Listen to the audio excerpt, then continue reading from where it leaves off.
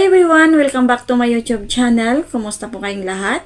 At sana ay nasa mabuti po tayong kalagayan kung saan man po tayo naroon. So ayan guys, no, magbibigay tayo ng konting reaction na naman ito sa napanood ko ito sa kay video clip po ito mula kay sa channel ni Kuya Kins TV. So ayan guys, no, bago nating simulan, wag nating kalimutang suportahan at i-subscribe Kuya Bal Santos Matubang, Kalinga Prab, Ate Edna Vlogs, kasamahan ko sa grupo Kalinga Watchers sa pangunguna po ni Sangkay Lods, K-Boys, lahat po ng kasamahan ko ng mga reactors sa Kalingap. Mega love shout out po sa inyong lahat at ang ating mga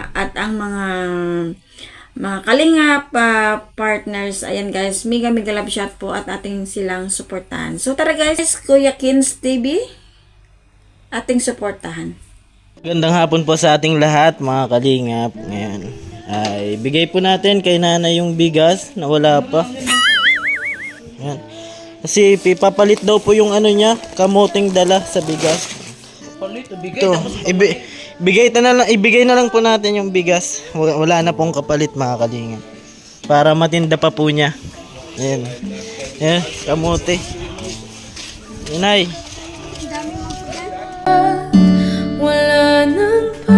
Sabi mo bigas, gusto mo. Ay, bigay ko na lang si... Wag na, ibenta mo na lang ulit yung kamote. Tagasan ka po? Ano po ako, Alawihaw. Po? Alawihaw po, Urban. Alawihaw.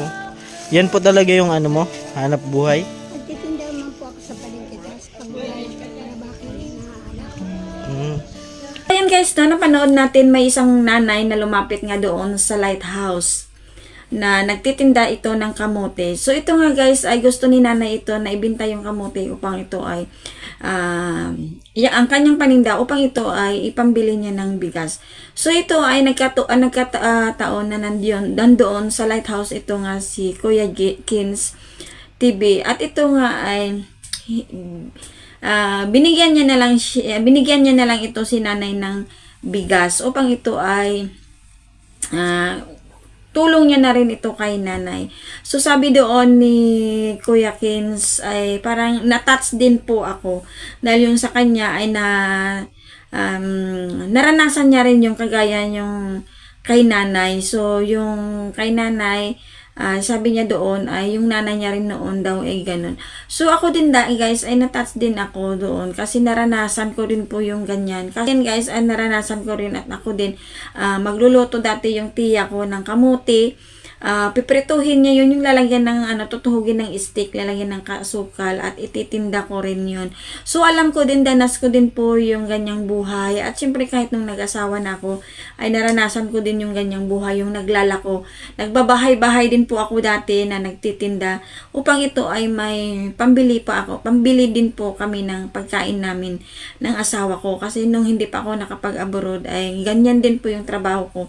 Nagtitinda din po ako, nagbabahay-bahay upang ito ay may pambili na kinahaponan na naman ng pagkain naming bigas kasi may trabaho din po yung asawa ko sa dagat din pero tinutulungan ko din sa guys na makapaghanap din ng pera upang kahit papaano ay makakatulong din ako kahit konting tulong din sa mister ko.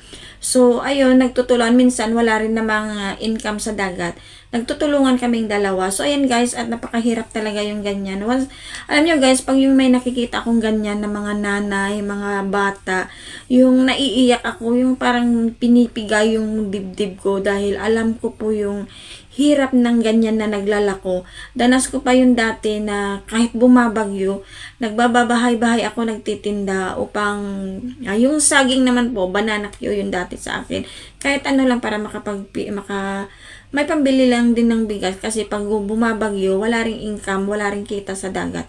Wala kaming kakainin. So yun dun yung ginagawa ko. So yan guys, yung sabi ko nakakakita ko ng mga bata na nagtitinda, nakikita ko ng mga nanay na nagpapasa ng mga paninda na nagbabahay-bahay. Talagang napipigay yung dibdib ko dahil alam ko yung hirap yung ganyan na pagtitinda. So napakabuti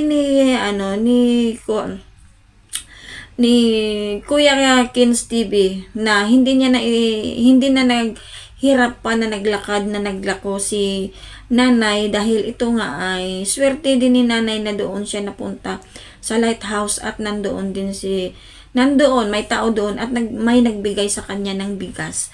So ayun, nakita natin na pasan-pasan bit-bit ni nanay yung kanyang bigas na binigay ni Kuya Kins sa kanya. So ayun guys, nakaka-proud yung ganyan na mga natutulungan, na may tumutulong sa mga ganyan, lalong-lalo na po sa mga nanay at mga bata.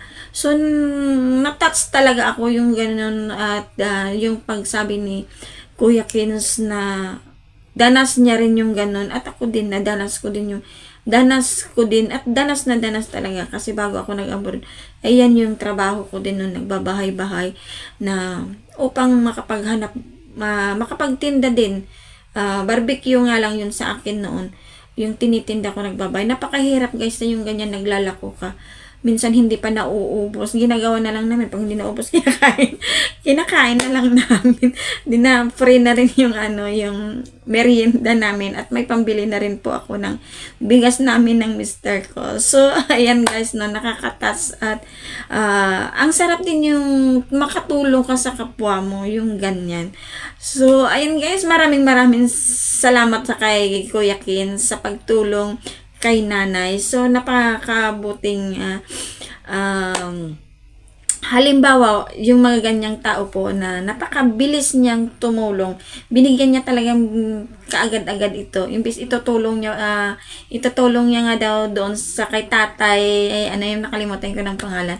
Ito kay nanay niya na lang ibinigay. So maraming salamat Kuya Kins sa pagtulong mo kay nanay. So ayan guys, no, sa di pa po nakapag subscribe, ating suportahan po, please paki-subscribe po si Kuya Kins sa kanyang sa YouTube channel. Isa rin siyang charity vlogger na tumutulong sa mga nangangailangan. So ayan guys, suportahan po natin Kuya Kins TV. So ayan guys, maraming salamat at ingat po tayong lahat, at paki-subscribe na rin po ang aking munting channel, Maricel Arevalo. Maraming salamat and God bless.